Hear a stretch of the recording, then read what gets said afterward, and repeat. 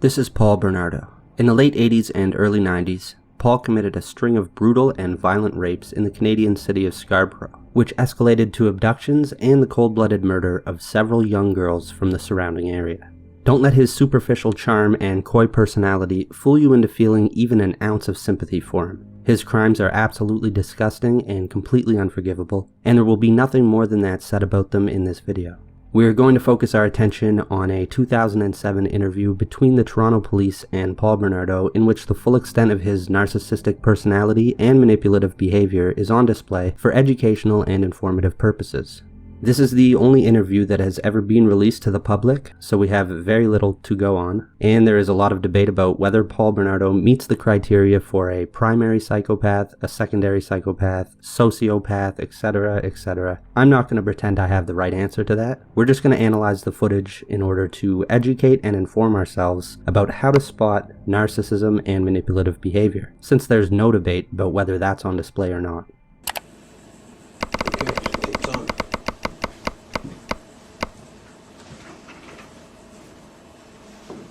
Let's add some context. At the time of this interview, Paul had already confessed to a multitude of crimes and spent well over a decade in prison. For a narcissistic personality type who loves to manipulate and control people, the solitary existence on the protective custody range, which Paul had been serving his sentence up to this point, would be especially difficult and even maddening. That's good because he deserves it, but having that context allows us to better understand his behavior in the following segments.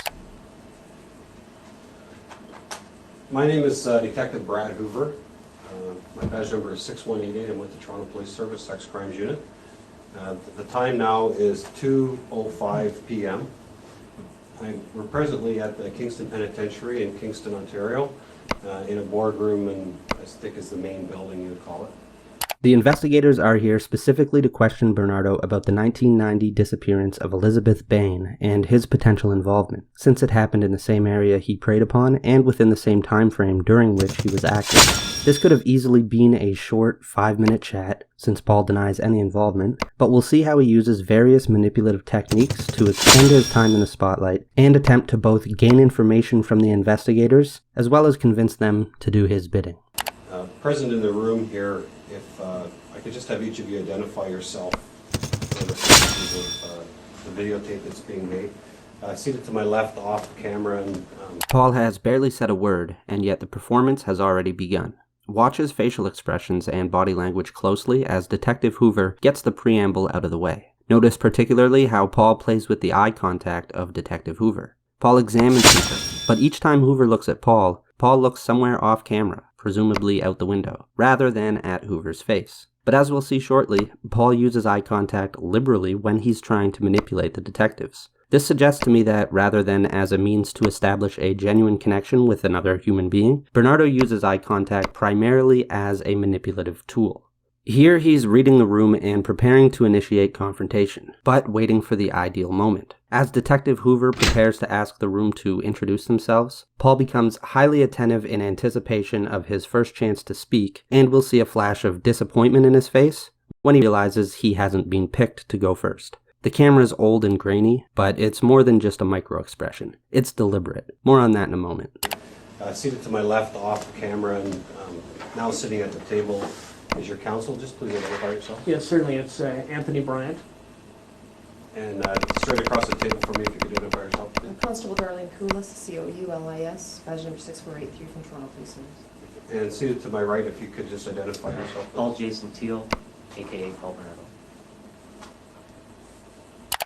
Next, we'll see Paul find his opportunity to initiate the confrontation which he has been planning and rehearsing probably since the day he learned this meeting was going to take place. You'll see he offers some minor disagreement and sort of a bit of pushback through feigned confusion, and then you'll see the exact moment at which the show really begins.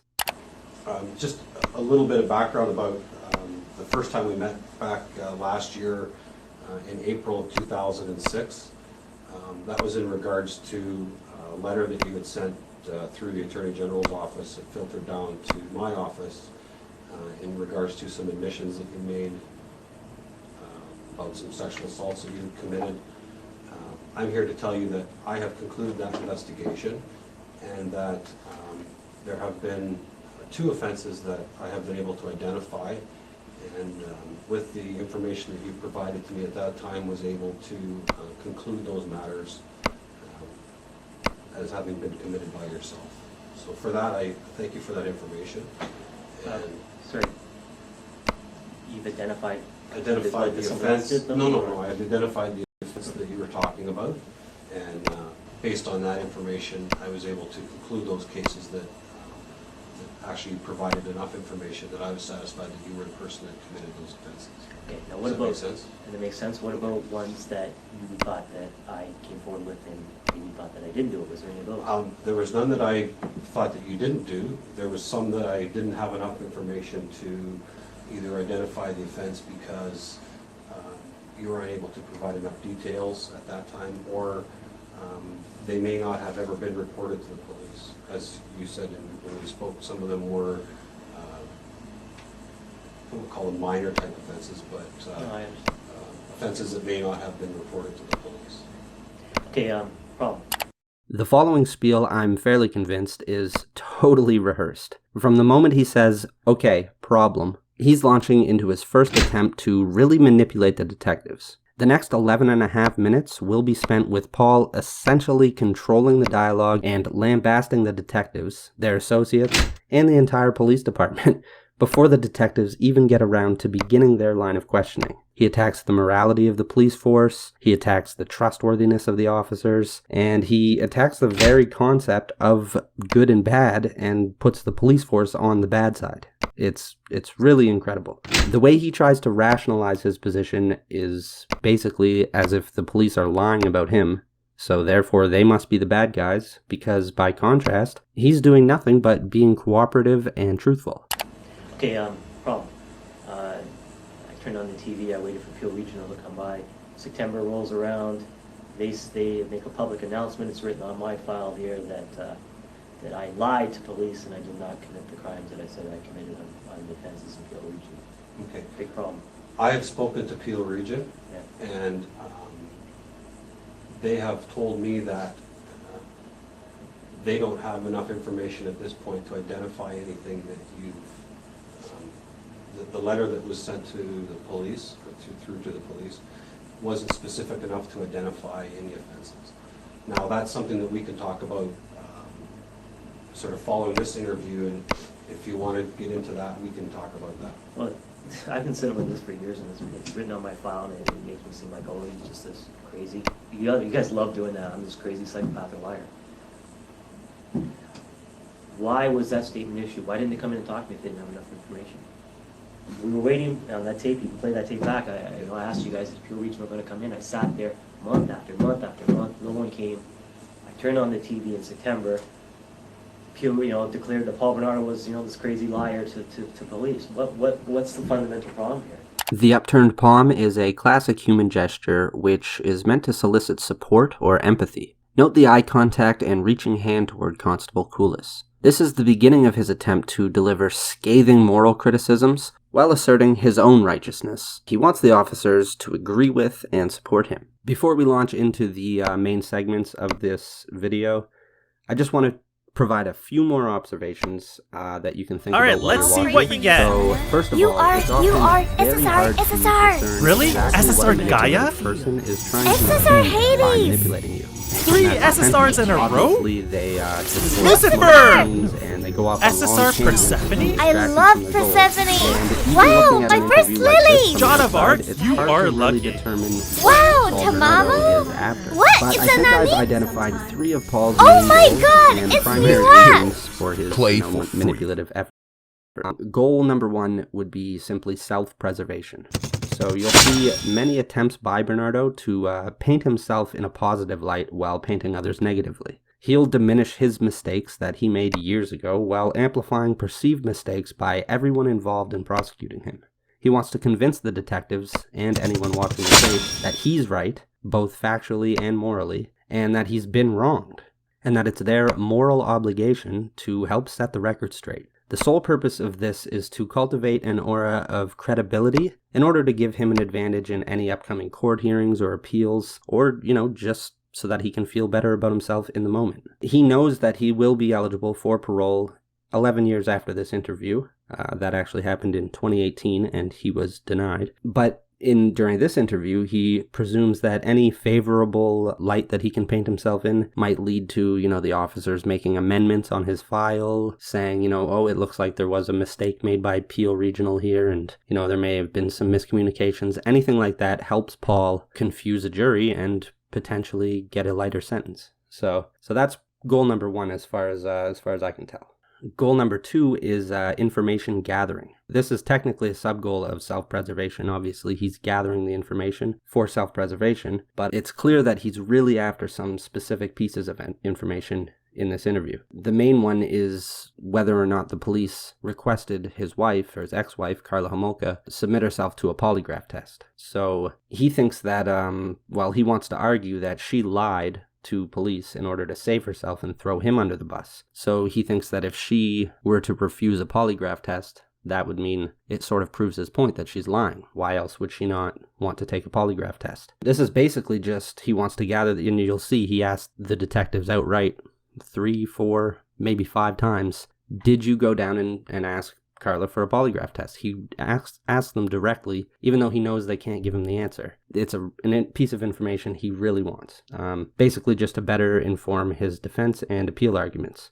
But it's even possible, if you go another layer deep, that he knows she's not lying, and he just wants us to believe that he believes his narrative in order to make himself appear more honest and truthful. So when you're dealing with manipulative psychopaths, for lack of a better term, they get abstract, they go layers and layers deep, and it's hard to tell if maybe he knows that she told the complete truth and he just wants to paint himself this way. Or maybe he really does think she's lying about him, and, it's really hard to tell. But for sure, that's one of his goals, is to either gather that information or appear like he wants to gather that information. And goal number 3 is just obviously attention. So it's debatable whether this is a goal or just a personality trait, but no matter which way you look at it, it's not debatable that he craves it. Many times in the interview, he reacts to what's being said in the room with facial expressions, even in the absence of making eye contact with anyone else in the room. So usually when you make a facial expression, you want to at least look at the intended target, the intended recipient,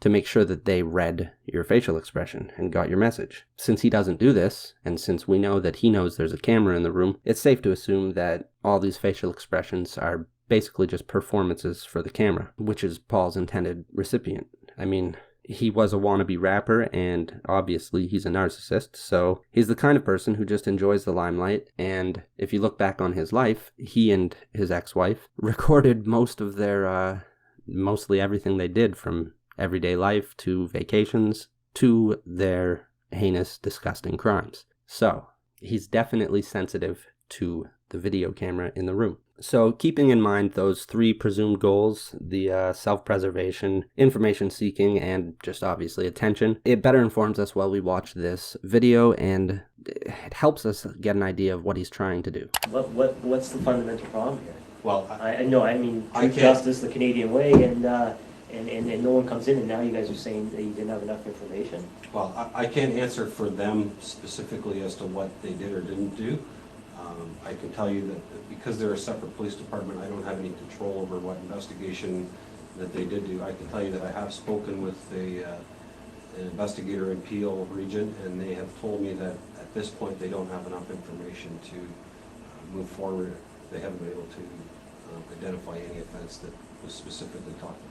That statement you're giving me is much different from the public statement they said, which said I was a liar. Okay, well, I don't. There's 90 day and they didn't come in. If they didn't have enough information, why don't you come in and get the information? I mean, either I'm lying or I'm not lying. And this goes to the crux of this argument. Either I'm a liar to you, I'm going to lie to you right now about everything, like I did to Peel Regional, according to their story, or I'm not.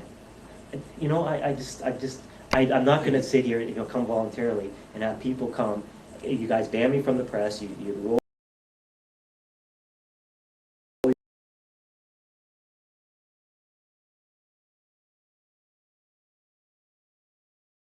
over.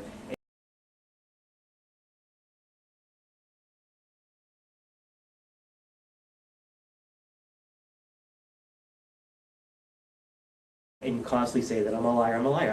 At this point, we have to quickly address the fact that Bernardo was given some straws to grasp at by the extensive controversy over the court's decision to place a media ban on basically the entire case. The judge in question thought that any media statements or, releasing of information to the media might impact the trial and also might impact Paul Bernardo's right to a fair trial. So it was actually, in some sense, in his favor, but he obviously spun it around as, you guys put a media ban on me and you lie about me and this and that. So in reality, the fact that there was a media ban did turn many journalists from, around the world against the courts, the Canadian courts, because they felt that, freedom of information was more important than this serial killer's rights. Or however the argument went. I'm sure there was a lot of nuance there that I'm not going to be able to expand on in this video, but essentially, this controversy gave Paul something to grasp onto, and it was entirely fabricated. There's no reason that this helps his case. It doesn't change what he did. It's just more manipulation. And at this point, we should also note, however, that it's not really the officers' jobs or intent to combat Paul's argument or his overpowering manipulative personality. They, in fact, maintain incredible professionalism, and if you pay attention, you'll notice that Paul doesn't actually get any of the things he wants, except maybe a little bit of attention. The officers, on the other hand, get exactly what they came for, which is a gigantic voluntary statement, which they can potentially use to help them solve some crimes that may or may not have been committed by Paul. All this, everything he says here is they can use it in court. So they did their jobs, and sure, interpersonally, you can notice that the manipulation working on them, but it doesn't work enough that they completely fail at their jobs. So that just has to be pointed out. And now up next, we're gonna see the famous segment of this interview, which psychologist Jordan Peterson actually discusses in one of his more popular lectures. So I'm just gonna show you a clip of that and then compare it with the actual video. Paul Bernardo, he's like the CEO of a meeting in that video, He gives the cops hell, he gives the lawyers hell, he protests his innocence. He basically tells them that they're rude and untrustworthy because they don't trust him because he did a few little things 17 years ago.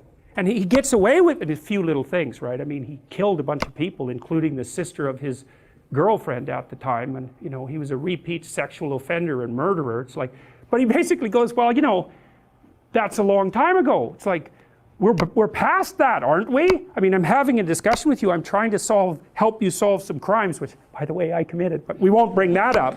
And you're accusing me of being a liar. Like, you're not playing fair. What's up with you? And then when they answer, he looks at his fingernails, which is like, that's a lovely little manipulative thing, because it basically means whatever happens to be under my fingernail at the moment is much higher priority than listening to your foolish story. And you watch, you'll see people do that to you, and then you get a little insight into what they're up to. I made a mistake 17 years ago. Okay, fine, I did. But now we're talking about today, and you're not going to roll forward that I'm some psychopathic liar sitting in jail claiming other people's responsibilities for other crimes. This is a total cross-examination point. You want to start this thing? Lockbeer's going to grab a hold of it and say, well, he lied about other crimes. He's a crazy liar. Why didn't you guys resolve this? And again, I can't answer for what Peel Region did or didn't do. Jurisdictionally, we're kind of bound Well, as to what takes place. but still, the good guys, the bad guys. You know what I mean? The good guys and the bad guys, he says casually. This is a lovely moral dichotomy he sets up. What he means by this is that if they don't do what he says and address these concerns of his, they must be the bad guys, because they're the ones who are lying, not him. A serial rapist and murderer trying to convince the police that they're the bad guys for mistreating him has to be one of the most manipulative situations anyone can possibly imagine. What a piece of work. Did you know that having cold hands and feet is a sign of a much bigger health problem? Most people don't even notice it. Their hands and feet are just always cold, and they never even think twice about it until a deeper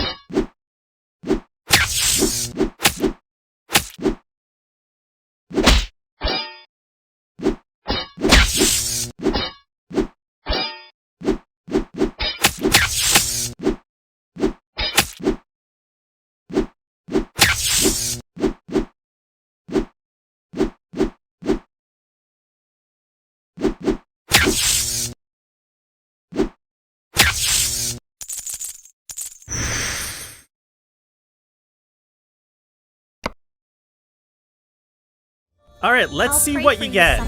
You are SSR. It's really You're on the same team.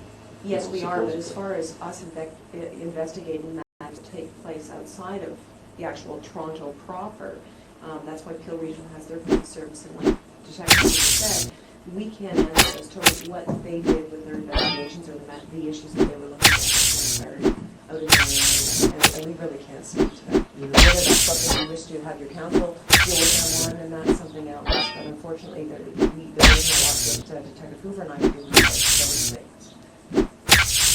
Well, That's how it leaves who's you at a ever bit of a watching loss this right now. thing, and they can continue these guys for Peel Regional, they can bring in all the facts to show just where I lied then, if I'm a liar. That's what I say to do, because either I'm a liar or I'm not a liar, and I'm not a liar. But you guys are trying to paint me as a public, according to the public, they turned on the TV in September of last year, and I was this crazy liar. That's what the TV reported, and not only did they report it there, they wrote it on my file. I've got it right myself. Paul Bernardo, Peel Regional said Paul Bernardo lied to police about crimes that he didn't commit, that he did. Okay. I mean, that's just awful. I mean, come on. Enough manipulation, you know what I mean? Either you tell the truth or don't, otherwise the whole purpose of making an interview is just stupid. Because if I'm this crazy liar, I'll be just sitting here lying to you about everything, right? Right? I mean, why wouldn't I? I'm just this crazy liar. Okay. And again, I don't know exactly what was said by Peel Region, and I'm not here to answer to what they said. Either You know, it's one thing, you know, I'm a human being, and to say that I'm a dangerous federal, raping and killing and all this stuff, it's fine. I mean, that's great publicity, you know, get that, you know, tough on crime, get that bad guy. But when you go to a certain point of life, it affects me totally. You know, I made mistakes, You know, but don't say that today, because then we're lying and we got a big problem, because I'm looking at you and you're the bad guys.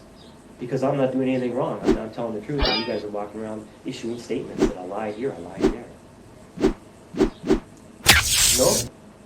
Well, and again, those are statements that were issued by Detective Hoover or myself or. Yeah, I know, but I mean, Police it's Service, like I it's said. Attorney General who sent you guys down here. He's fighting the case. He's taking this ball bitch back, right? So it's really it's the same organization. Isn't it Attorney General? I see him on TV talking about it. But this is a separate matter from what those issues were. But it's still the last Attorney year. General's office. Yeah, it very well be, but And notice how effective his manipulation is on Constable Coulis. Despite being fully aware that she's facing, again, a serial rapist and child murderer, she's still unable to suppress that natural reciprocal laugh, and he lays on his charm as thick as he possibly can in order to force home another barely relevant point. from what those issues were. But it's still the last Attorney year. General's office. Yeah, it very well be, but This highlights one of the biggest social dangers of psychopaths and narcissists, namely that people who aren't psychopaths and narcissists have tremendous difficulty resisting the superficial charm and charisma of the manipulator. So at this point, we'll just basically let the rest of the interview play through. Obviously, I could stop at every 5 seconds to point out another piece of manipulative behavior because it's just that consistent, but I think you already get the point, and I want you to just be able to watch the rest of the interview because I think it's incredibly valuable, and the likelihood that you'll encounter a psychopath in your lifetime is quite high. They might not be a murderer or a rapist, but they will certainly be trying to manipulate or take advantage of you in some way. So being able to spot their games is the first line of defense against such people. So if you enjoyed the video or found it valuable, give us a thumbs up and subscribe to the channel. It really helps us out, and this is just my first video on the topic, so if you like this one, I imagine they're going to get better as I get better at making them. So stick around. like I said, we can't speak to anything that Peel Region does or statements that they release out to the media, because they have. You know, it's the same thing. If I'm a liar, take the facts that they have, they come down and talk to me, any cross-examine, defense lawyer, call them up and show me where I'm wrong, because they're not going to find it. Maybe there's a minor mistake here and there. I think I had one thing about some tree driveway being where trees were, you know, never over time. But to say that is just ridiculous, just like you guys did. You guys polygraph Harlan, you know, asked her about it? Nobody from the Attorney General's went down there? Nobody cared? Again, it's the same, I know, but it's the same. I just play one of my problem, favorite because apps you for 2 minutes and I have liar. $5 towards Amazon. If you like playing mobile games, and you play them a lot, because chances are you do, I have something for you to check out. Check out an app called Rewarded Play, where you can play some of your favorite games and actually be rewarded. So you literally just tap it, installs it directly from the Exactly. Google Play So, Store for you, exactly. and then So, it monitors but how this long was you play different it. And the story longer than you I got play in it, my the more file. credits you get for Yeah, that day, what's in your which file go towards your because I am rewards. not privy That to easy. information So you might as well about work towards something that what's there. is like giving a little gift I'm to just yourself. telling you from my perspective and from an investigative perspective into what I've looked into, to what admissions you made back in April last year, to me, I'm satisfied. I've done what I can do as far as the investigation. If Peel would like to provide me with more information about the specific occurrences that occur in Peel region, then we can talk about that after the focus of what we're here for today. And that's up But to it is you. part of the focus. Well, it You know, is. It is. It is and it isn't. I mean, obviously, the rest of you here today can do the bulk of it, that you're aware of. But dealing with me, then it comes down to credibility. It comes down to credibility. Absolutely it does, and that's what we're going to talk about today. And so let's deal with that, and then we can deal with the other stuff afterwards. Is that okay? Go ahead, just making my point on it. It's gonna have to be addressed sometime. Absolutely. And it should have been. We dealt with that a year and a bit ago. So, Yeah. not quite a year. Over a year Sorry. ago. I have some questions that were given to me to ask you in relation to the Balkovich matter, Robert Balkovich matter. Before we do that, I just want to say, you understand obviously the importance of telling the truth and the consequences potentially of someone who lies to the police, not telling the truth. I think we just covered that. Actually, you guys covered it. Right. Okay. So we're aware of that. And in this matter, I believe that we've had some conversations with counsel and there's been some discussion about polygraph testing in this matter. Is that true? You're opening up cans of worms No, everywhere. I'm just asking you a specific question. You know, that goes back to you guys polygraphed everyone with the Camaro. You didn't polygraph Carla. And in 2 years since, have you guys gone down there and asked her? Have you settled the matter with it? Because you could say I lied or whatever on polygraph, but have you asked her? Because it comes down to a lot of that issue. Okay. You know, I mean, have you asked her? let Has me- the Attorney let General me- gone down there? Okay, I don't know. Let me tell you a little bit. My involvement with this overall investigation of the Volkovich is very limited. The only knowledge that I have is as to what investigation has been done or hasn't been done is specifically what's related to the conversations I've had about this interview here today. What other witnesses there are, I don't know. What other persons In there answer are. to your question, I don't want to go off on things, but all these issues are relevant. In answer to your question, we had some discussion on it, but when Corcoran and the OPP came down, before Carla was released, Right. I'd be willing to take a polygraph on anything and everything. Would you in turn, are you going to put on before you release Carla? Just ask her. She's not going to take it. She's going to fail on all these issues. Did her hand cause death? Yes, it did. Blah, blah, blah. Did this Tammy happen in July? Was it still in January? Actually kidnapped and not somebody I picked up in a bar and tried to roll over. And all these things, all relevant. And so, and then I addressed it to you guys when you came back again. Last year I said, yeah, I'll take a polygraph on anything because I'm not telling a lie on the thing. Again, I asked the question, have you guys gone down or, I know Carla's free now, I'm not in the business of putting her in jail, it's not my thing. But my point was, did you ask her the question, just so we get the story straight? I mean, if she refuses, well, there's a reason why she's refusing. And it gave you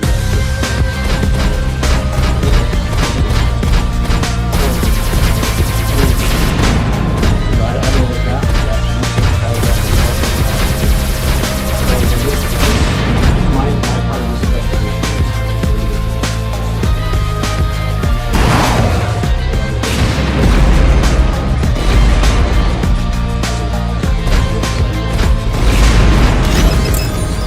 that I have to sort of be careful about the way that it's answered or even what you think my answer might be. Yeah, no, I just wanted for the record that I gave you good information, which you guys could have, independent of me, could have verified my story or not. Right. And whether you guys do or do not is your business. Like I said, I'm not a prosecutor, I'm not here to point finger at anyone, but I showed you where to go. So if you guys don't do that, it's your business. But, to me, it's like, if you didn't, why didn't you? If you want to know the truth about things. Right. So, I understand that, and I understand what you're saying. So, what we're here to talk about today, obviously know that this